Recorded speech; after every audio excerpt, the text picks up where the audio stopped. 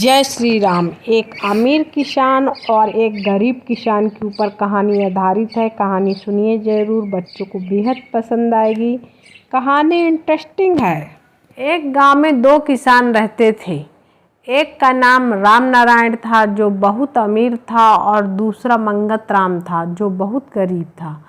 राम नारायण के पास बड़ी ज़मीनें, कई ट्रैक्टर और खेती के लिए आधुनिक मशीनें थीं। वह हमेशा अपने खेतों में सबसे अच्छी खाद और बीज का इस्तेमाल करता था।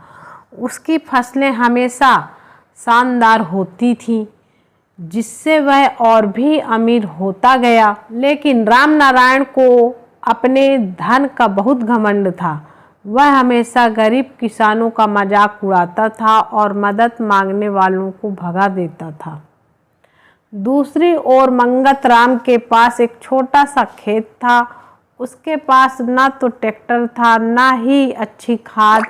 वही कड़ी मेहनत करता, लेकिन उसकी फसलें अक्सर खराब हो जाती थीं, क्योंकि उसके पास खेती के आधुनिक तरीके अपनाने के पैसे नहीं थे।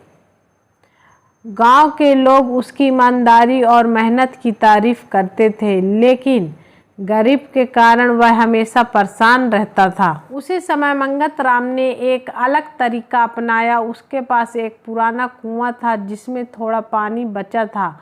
उसने गांव के कुछ गरीब लोगों की मदद से अपने कुएं से पानी निकाल कर अपनी और अपने दोस्तों की फसलें बचाई। उसने एक एक बूंद पानी का इस्तेमाल बहुत सोच समझ कर किया। उसने गांव के लोगों को पानी बचाने के तरीके सिखाए।